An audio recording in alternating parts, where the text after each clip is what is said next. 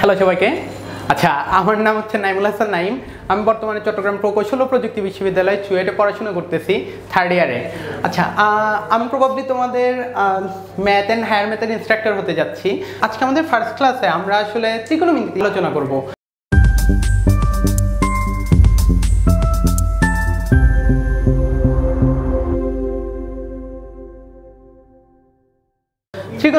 ত্রিকোণমিতি হচ্ছে এমন একটা চ্যাপ্টার, অনেকেই ভয় পায়, বাট আমার পার্সোনালি আমি যখন 9-10-এ ছিলাম আমার কাছে খুবই পছন্দের ছিল। অ্যান্ড আমার কিছু ফ্রেন্ডরা ভয় পাইতো, তার মেইন রিজন হচ্ছে আসলে বেসিকটা না বোঝা। তো আমি মনে করি যে কোনো চ্যাপ্টার পড়ার ক্ষেত্রে হচ্ছে যদি আমরা বেসিকটা খুবই ক্লিয়ার রাখতে পারি তাহলে আসলে সামনে অ্যাপ্রোচ করতে কোনো প্যারাই হয় না। তো আমরা হচ্ছে আজকে বেসিক থেকে একদম আলোচনা করব, কেমন ত্রিকোণমিতি। সো লেখালেখা শুরু করি। আচ্ছা, ত্রিকোণমিতি বলতে আসলে কি বোঝায়? ত্রিকোণমিতি বলতে সব কিছুর না আসলে নামের মধ্যেই পরিচয় থাকে। আচ্ছা, দেখা যাক ত্রিকোণমিতি এখানে কি আছে ভাইয়া? ত্রিকোণ। আচ্ছা, ত্রিকোণ মিন্স কি? এটা তো সবাই জানি। ত্রিকোণ মানে কি? তিনটি কোণ। আচ্ছা, বুঝলাম তিনটি কোণ ভাই। এখন তিনটি কোণ কিসের কোণ? আচ্ছা, তুমি আমাকে বলো যে একটা যদি আমরা জ্যামিতিক চিত্র চিন্তা করি, কোন জ্যামিতিক চিত্রের মধ্যে তিনটা কোণ একসাথে থাকে? অবভিয়াস উত্তর যে আচ্ছা ভাই, আমাদের হচ্ছে ত্রিভুজের মধ্যে তিনটা কোণ থাকে, তাহলে ত্রিভুজের মধ্যে তিনটা কোণ থাকে, তাহলে ত্রিকোণমিতি নিয়ে আলোচনা করতেছি। দ্যাট মিনস কি আমরা যে কোনো একটা ত্রিভুজ নিয়ে আলোচনা করতেছি। এখন নেক্সট কোয়েশ্চেন যেটা আসে, আচ্ছা ভাই আমি বুঝলাম ত্রিভুজ নিয়ে আলোচনা করতেছি, বাট ত্রিভুজ তো আসলে অনেক রকম হয়। ত্রিভুজ কীরকম হইতে পারে? ধরো লাইক সমবাহু ত্রিভুজ হইতে পারে, সমবাহু ত্রিভুজ। তারপরে কি হতে পারে? ধরো সমদ্বিবাহু ত্রিভুজ। আবার যে ত্রিভুজের কি একটা বাহু সমান নয়, ওটাকে কি বলা হয়? বিষমবাহু ত্রিভুজ। ঠিক আছে? আচ্ছা, এখানে অ্যাকচুয়ালি সবাই মোটামুটি জানার কথা যে ক্লাস 8-এ যে সমবাহু ত্রিভুজ কি, যে ত্রিভুজের তিনটা বাহুই সমান হয়। সমদ্বিবাহু ত্রিভুজ কাকে বলে? যে ত্রিভুজের দুইটা বাহু সমান অ্যান্ড অন্যটা হচ্ছে অসমান থাকে। আর ফাইনালি যেটা বিষমবাহু ত্রিভুজ, ওটাতে কি একটা বাহু হচ্ছে সমান হয় না, সবগুলো ডিফারেন্ট হয়। আচ্ছা ঠিক আছে, বুঝলাম ভাই। আচ্ছা, এরপর আমরা যদি একটু চিন্তা ভাবনা করি যে আমাদের হচ্ছে কোণের বেসিসেও আবার ভাগ করা যায় একটা ত্রিভুজকে। ধরো যেমন আমরা কি বলতে পারি যে সমকোণী ত্রিভুজ। কেমন? সমকোণী ত্রিভুজ। ওকে, বুঝলাম, সমকোণী ত্রিভুজ। আচ্ছা, তাহলে আমরা টিল নাও কি বলতেছি যে ত্রিভুজ অনেক রকম হতে পারে, যেমন কি সমবাহু ত্রিভুজ হতে পারে, সমদ্বিবাহু ত্রিভুজ হতে পারে, বিষমবাহু ত্রিভুজ হতে পারে, অ্যান্ড কি সমকোণী ত্রিভুজ হতে পারে। এখন কথা হচ্ছে ভাই, এটা কেন রেড মার্ক করা? কজ আমরা অ্যাকচুয়ালি সমকোণী ত্রিভুজ নিয়ে আলোচনা করব। তাহলে আমি যদি একটু এতক্ষণ যা বললাম ওইটাকেই আরেকবার বলতে চাই। সমকোণ ত্রিকোণমিতি নিয়ে আলোচনা করতেছি মানে কি আমরা হচ্ছে তিনটা কোণ নিয়ে ডিল করতেছি। মানে কি আমরা ত্রিভুজ নিয়ে ডিল করতেছি। মোর স্পেসিফিক্যালি আমরা কোন ধরনের ত্রিভুজ নিয়ে আলোচনা করতেছি? সমকোণী ত্রিভুজ নিয়ে। আচ্ছা, এখন নেক্সট কোয়েশ্চেন, ভাই কেন আমরা সমকোণী ত্রিভুজ নিয়ে আলোচনা করতেছি? আচ্ছা ঠিক আছে, দেখা যাক সমকোণী ত্রিভুজ চিত্রটা হোপফুলি সবাই জানো, তাও একটু দেখাই কেমন, দেখি তোমরা আসলে কতটুক বুঝো। আচ্ছা, সমকোণী ত্রিভুজ, তাহলে সমকোণী ত্রিভুজ মানে কি? ওর একটা কোণ সমকোণ। আসলে সমকোণ বলতে কি বোঝায়? 90 ডিগ্রি। আচ্ছা, এটা হচ্ছে আমাদের সমকোণ বা 90 ডিগ্রির অ্যাঙ্গেলটা, তাহলে এটা কি 90 ডিগ্রি। আচ্ছা, এবার আমাকে একটু বলো তো ভাইয়া, এখানে সমকোণী ত্রিভুজের তিনটা বাহু না? ধরো সাপোজ এটা হচ্ছে আমাদের 1 নম্বর বাহু, এটা হচ্ছে আমাদের 2 নম্বর বাহু, এটা হচ্ছে আমাদের ফাইনালি 3 নম্বর বাহু। সাপোজ এটা হচ্ছে যে এ বিন্দু, এটা বি বিন্দু, অ্যান্ড এটা ফাইনালি সি বিন্দু। আচ্ছা, এই যে সমকোণী ত্রিভুজের মধ্যে যে তিনটা বাহু আসছে, এই তিনজনের কিন্তু নাম আছে। কি কি নাম? যেটা একটু ইউনিক ওইটাই ভাইয়া বলে দিই কেমন। এটা হচ্ছে যে অতিভুজ। ওকে, বুঝলাম অতিভুজ। তারপরে এখানে আরো দুইটা বাহু আছে না? একটা হচ্ছে এটা বিসি আর একটা হচ্ছে এসি। আচ্ছা বুঝলাম। এখন দুইটার নাম কি কি? আচ্ছা, আরো ইজি করে দিই ব্যাপারটাকে।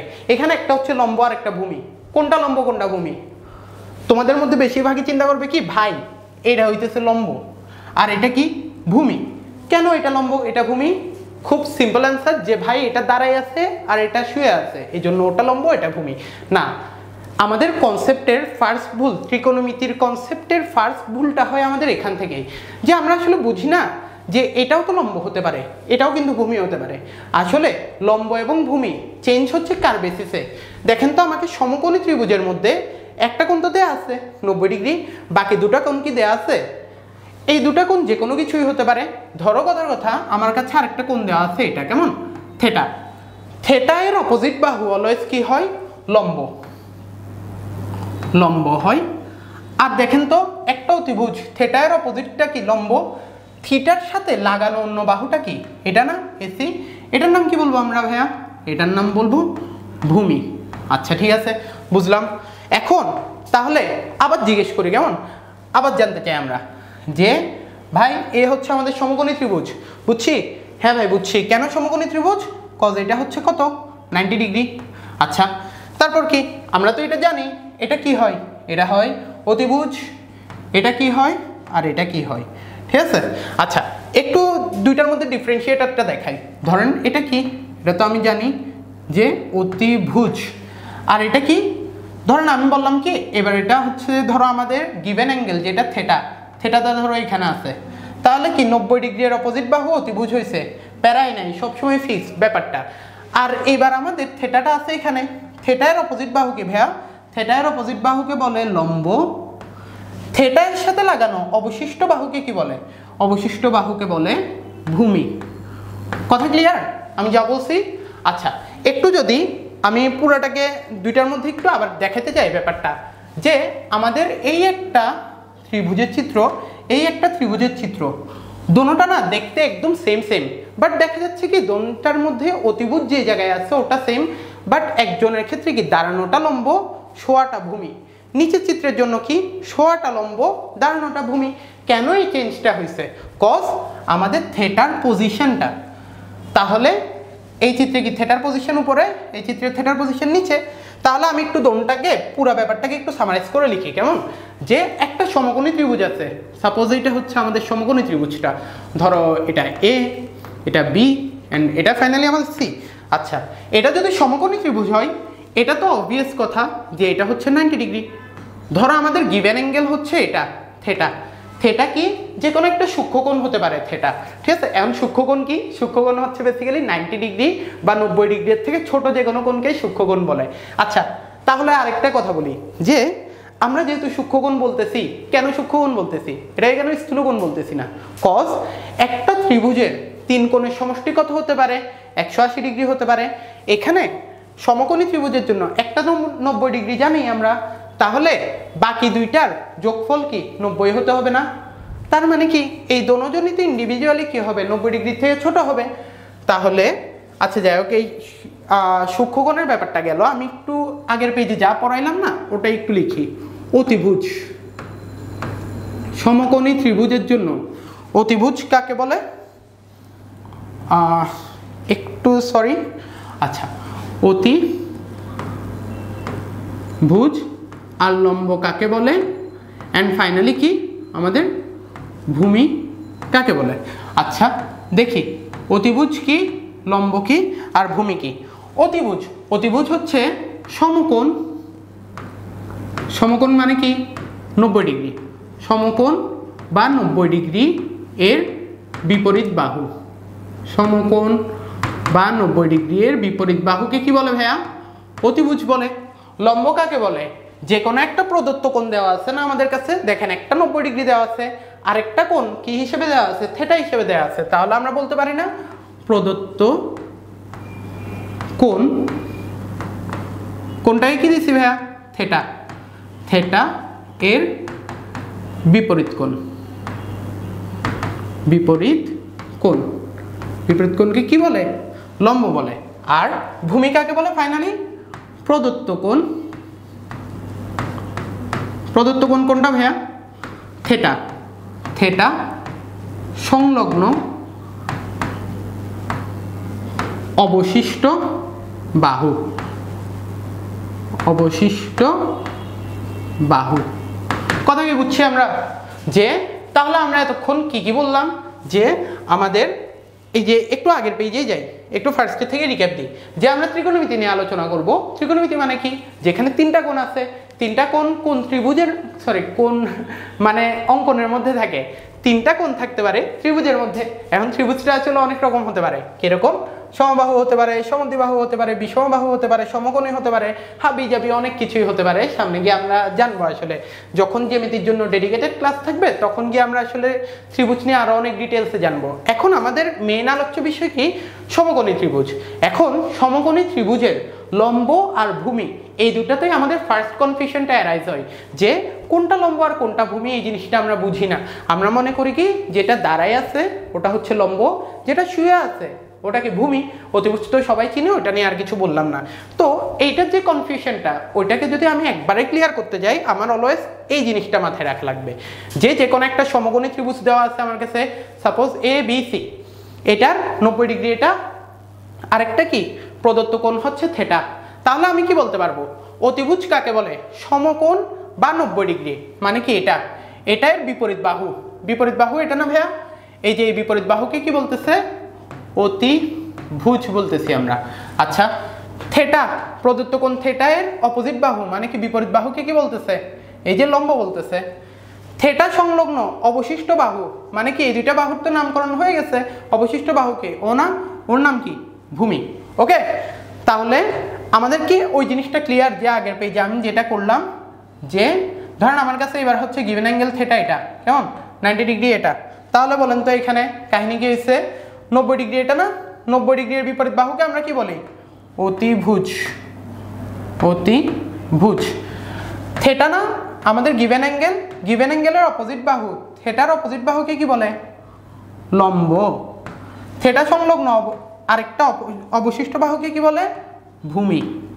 ওকে, ক্লিয়ার? এই জিনিসটা খুবই ক্লিয়ার থাকা লাগবে অ্যাকচুয়ালি, না হলে হচ্ছে আমরা সামনের দিকে আগাতে পারবো না। আচ্ছা, আমরা একটু নেক্সট পেজে যাই কেমন? এই যে আমরা যে আসলে ত্রিকোণমিতি পড়তেছি না, ত্রিকোণমিতির মধ্যে আমরা এই যে তোমাকে আগের পেজে দেখাইলাম একটা সমকোণী ত্রিভুজের কয়টা বাহু থাকতে পারে? টোটাল হচ্ছে যে 3টা বাহু থাকতে পারে। একটা কি অতিভুজ, আরেকটা হচ্ছে লম্ব, অ্যান্ড ফাইনালি কি আমাদের ভূমি। এই 3টা বাহু থাকতে পারে। এই 3টা বাহু নিয়ে না আমাদের আসলে অনেক কিছুই করা যায়। যে এই 3টা বাহু নিয়ে আলোচনা করার যে ব্যাপারটা, ওখান থেকে আসে কি আমাদের ত্রিকোণমিতিক অনুপাত কনসেপ্টটা। কেমন? কি বলতেছি ভাইয়া? ত্রিকোণমিতিক অনুপাত। ত্রিকোণমিতিক অনুপাত, ঠিক আছে? আচ্ছা, ত্রিকোণমিতিক অনুপাত নিয়ে একটু যদি কথাবার্তা বলি তোমাদের সাথে। ত্রিকোণমিতি কি জিনিস? আবার সেম কাহিনী, ত্রিভুজ। ত্রিভুজ নিয়ে আলোচনা করে কি? ত্রিকোণমিতি। কোন ত্রিভুজ নিয়ে আলোচনা করে ত্রিকোণমিতি? সমকোণী ত্রিভুজ। সমকোণী ত্রিভুজ নিয়ে আলোচনা করে কি? ত্রিকোণমিতিতে। বুঝলাম এটা। এখন সমকোণী ত্রিভুজের জন্য আমাদের কয়টা বাহু থাকতে পারে? 3টা বাহু থাকতে পারে। একটা কি লম্ব, অন্যটা ভূমি, অ্যান্ড ফাইনালি আমাদের কি অতিভুজ। ওকে, অ্যান্ড ভাই আমি তো আগের পেজে এই জিনিসটা পড়ে আসছি, আপনি কেন আবার এই জিনিসটা পড়াচ্ছেন? আচ্ছা, আসি কেন পড়াচ্ছি। এই যে এখানে আমাদের নতুন টার্ম কি আসলে? অনুপাত না? অনুপাত।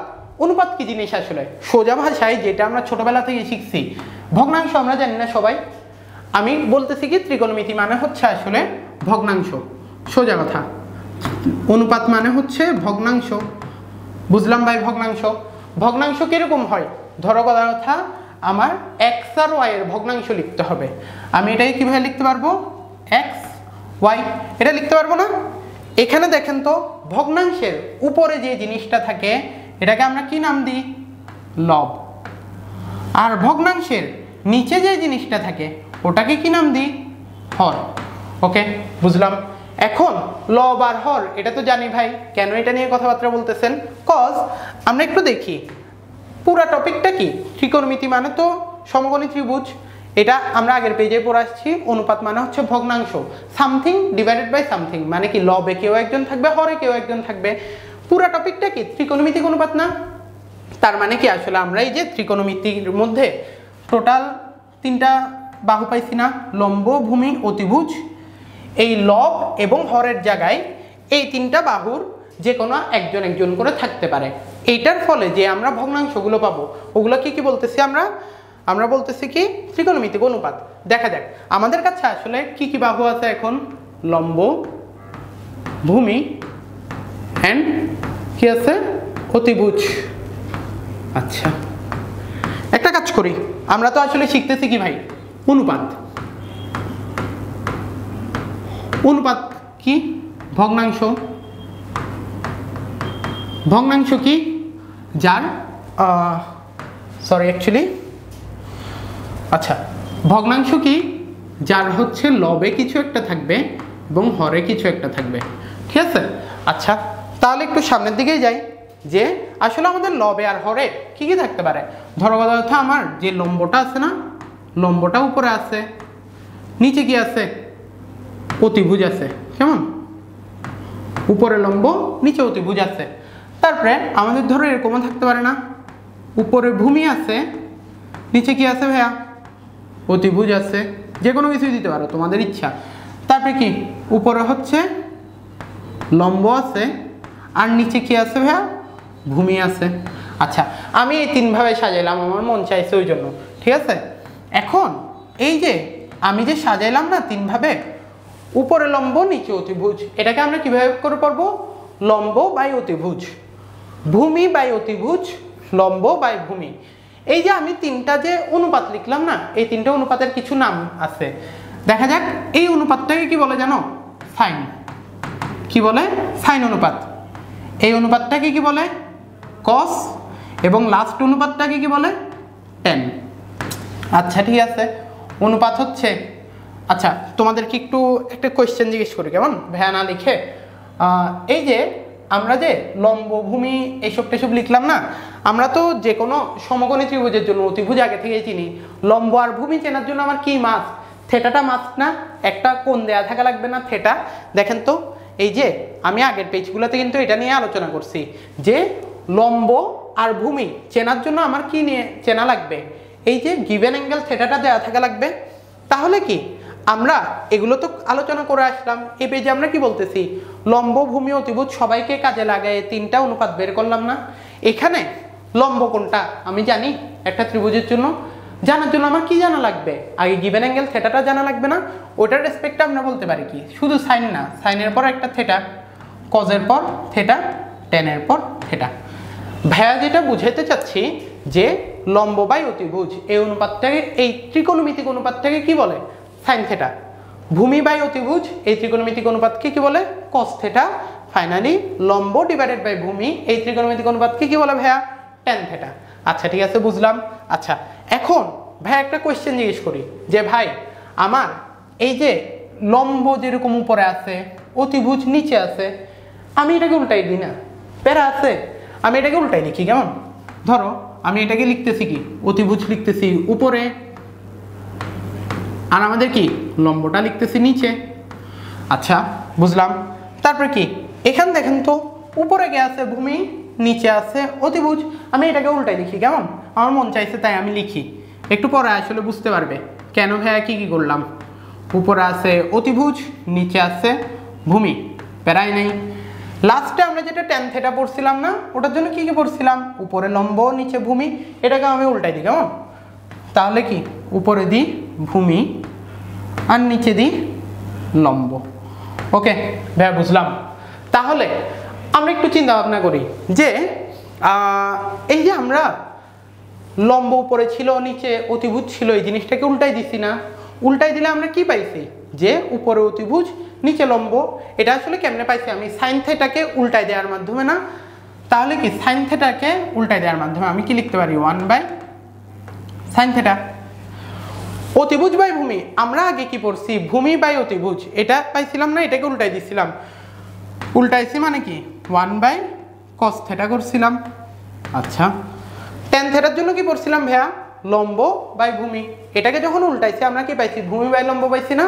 তাহলে এটা আমি কেমনে পাইছি? আসলে টেন থেটাকে উল্টানোর কারণে, তার মানে কি 1 বাই টেন থেটা। আচ্ছা ভাই বুঝলাম, সব বুঝছি, কিন্তু এগুলো আসলে কি পড়াইলেন? এত কিছু আমরা কেমনে মনে রাখবো? আসলে এইগুলো মনে রাখাটা খুবই ইজি। আমরা একটু পরের পেজে যাই, কেমন?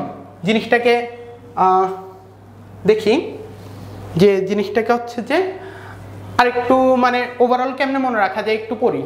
যে আমরা মনে রাখবো কি ভাই, এত কিছু লাগবে না, এত কিছু মাথায় থাকবে না, আমি খুব ইজি কিছু একটা দেন ভাই, যাতে হচ্ছে আমি খুব ইজিলি মনে রাখতে পারি।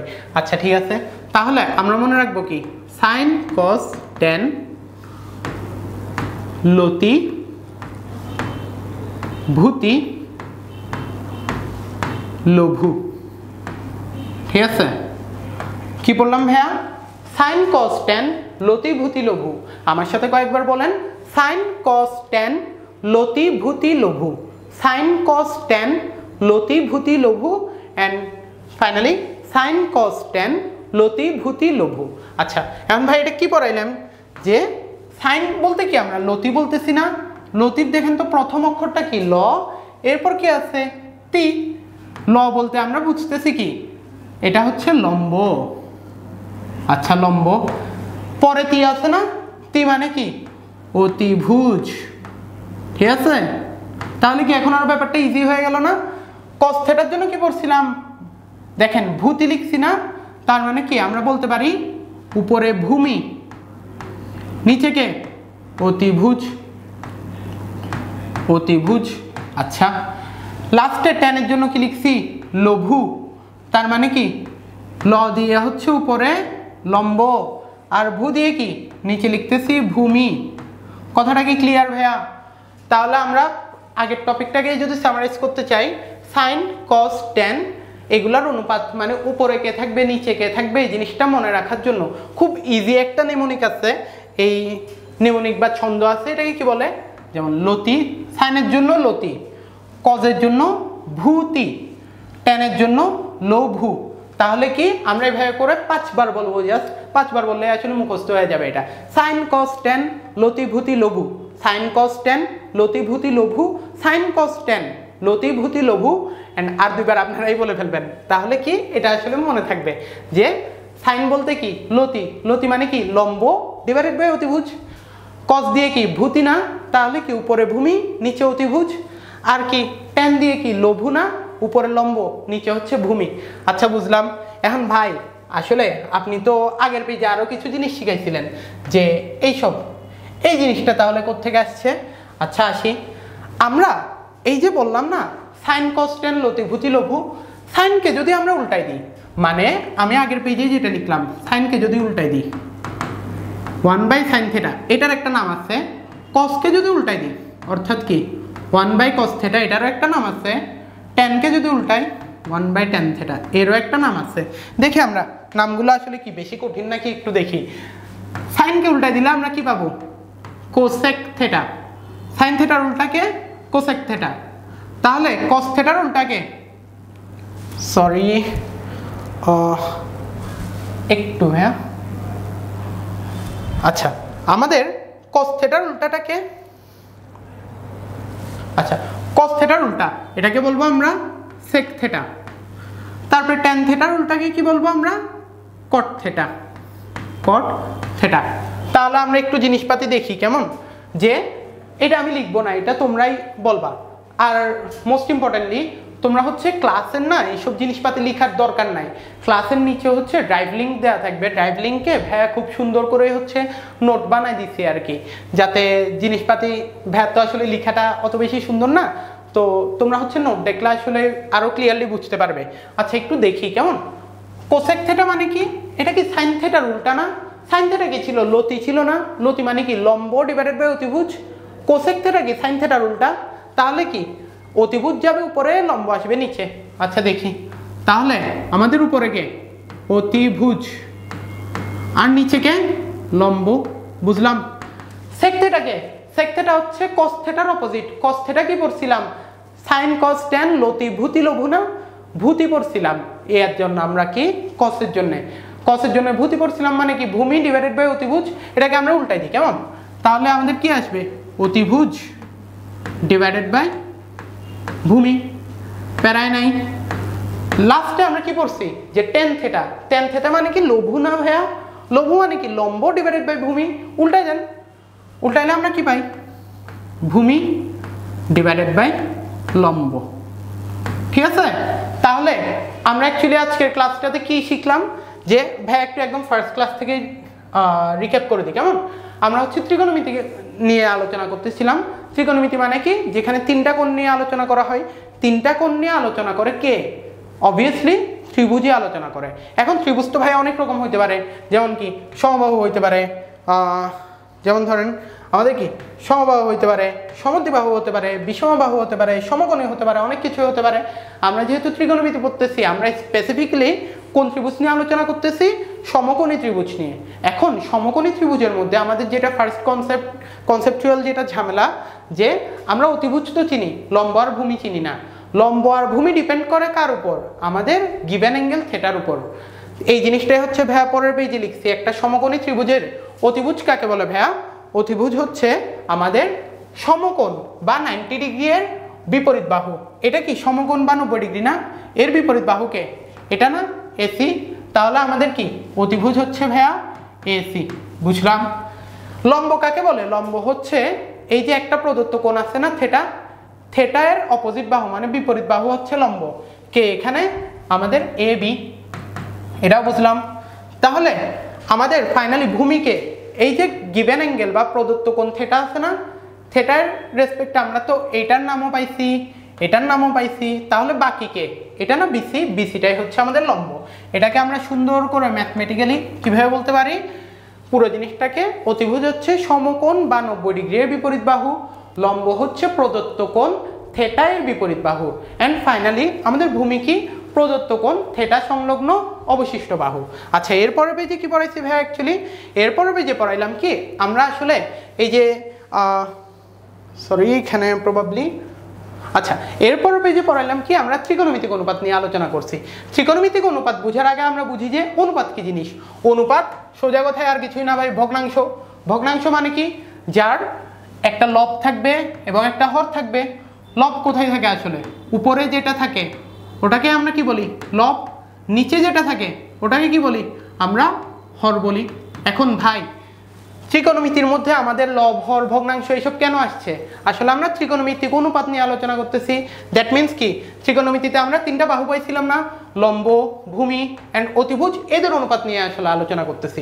দেখা যাক, ধরো আমি উপরে লম্ব লিখছি, নিচে অতিভুজ লিখছি, উপরে ভূমি লিখছি, নিচে অতিভুজ লিখছি, অ্যান্ড ফাইনালি কি উপরে লম্ব লিখলাম, নিচে ভূমি লিখলাম। এই যে তিনটা আমাদের অনুপাত বা ভগ্নাংশ আসছে, এই ভগ্নাংশগুলোর না তিনটা নাম আছে। ধরো আমি উপরে লম্ব, নিচে অতিভুজ, এটাকে কি বলে? লম্ব বাই অতিভুজ। এটার নাম কি? Sine theta. ভূমি বাই অতিভুজ, এটার নাম কি? Cos theta. ফাইনালি লম্ব বাই ভূমি, এটার নাম কি? Tan theta. আচ্ছা, বুঝলাম। তাহলে ভাই এটা মনে রাখা তো কঠিন, আমরা একটু আরো ইজি কোনো ওয়ে আছে নাকি দেখি। আচ্ছা, এই যে লম্ব ডিভাইডেড বাই অতিভুজ, এই জিনিসটা মনে রাখার জন্য আমরা কি মনে রাখবো? লতি। ভূমি বাই অতিভুজ, এটার জন্য কি মনে রাখবো? ভূতি। লম্ব বাই ভূমি, এটার জন্য কি মনে রাখবো? লঘু। তাহলে কি আমরা এইভাবে বলতে পারি সাইন কস ট্যান লতি ভূতি লঘু, সাইন কস ট্যান লতি ভূতি লঘু, সাইন কস ট্যান লতি ভূতি লঘু। ভাইয়ের পরে লাস্ট পেজে যা বলছি যে আমাদের যদি সাইন কস ট্যান লতি ভূতি লঘু হয়, সাইনকে যদি আমরা উল্টাই দিই, কেমন? ধরেন আমরা হচ্ছে উপরে হচ্ছে সাইনের জন্য আমরা কি পড়ছি? যে লম্ব বাই অতিভুজ, এটাকে যদি উল্টাই দিই অতিভুজ বাই ভূমি করলে এটার নাম কি হয়ে যায় ভাইয়া? কোসেক। কজের জন্য কি ছিল? দেখেন তো, ভূমি বাই অতিভুজ না, এটাকে উল্টাই লিখেন, উপরে অতিভুজ লিখেন, নিচে ভূমি লিখেন, এটার নাম কি হয়ে যায়? সেক। অ্যান্ড লাস্টলি লম্ব বাই ভূমি না ট্যানের জন্য এটাকে উল্টাই লিখেন, এটার নাম কি হয়ে যায়? উপরে ভূমি, নিচে লম্ব লিখলে কি হয়ে যায়? কট থিটা হয়ে যায়। বুঝছি পুরো ব্যাপারটা।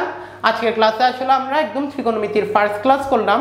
এই ফার্স্ট ক্লাসে আমরা একটা ত্রিকোণমিতি কি নিয়ে আলোচনা করে, অ্যান্ড এখানে তিনটা বাহু কিভাবে করে আইডেন্টিফাই করে, অ্যান্ড তিনটা বাহুর অনুপাত নিয়ে যে আমরা ত্রিকোণমিতিক অনুপাত বানাতে পারি, এই সব কিছু নিয়ে আলোচনা করছি। হোপফুলি নেক্সট ভিডিওতে হচ্ছে আমরা ত্রিকোণমিতিক অনুপাতের না কয়টা ত্রিকোণমিতিক অনুপাত শিখছি টোটাল দেখা যাক। 1 2 3, তারপরে কোথায় 4 5 6টা না? 6টার জন্য প্রত্যেকের 5টা করে ত্রিকোণমিতিক অনুপাতের মান মুখস্থ রাখা লাগে। তাহলে কি একজনের জন্য 5টা করে হলো 6 জনের জন্য কটা? 30টা মান মুখস্থ করা লাগবে। ঠিক আছে, শুনতে কঠিন লাগতেছে না? আসলে নেক্সট ভিডিওতে হচ্ছে যে আমরা এই যে ত্রিকোণমিতিক অনুপাত 6টার প্রত্যেক জনের জন্য 5টা করে টোটাল 30টা মান কিভাবে খুবই ইজিলি মনে রাখা যায় ওটা আমরা হচ্ছে আলোচনা করব। সো ইনশাআল্লাহ দেখা হচ্ছে পরের ভিডিওতে। সে পর্যন্ত সবাই ভালো থাকবে। আসসালামু আলাইকুম।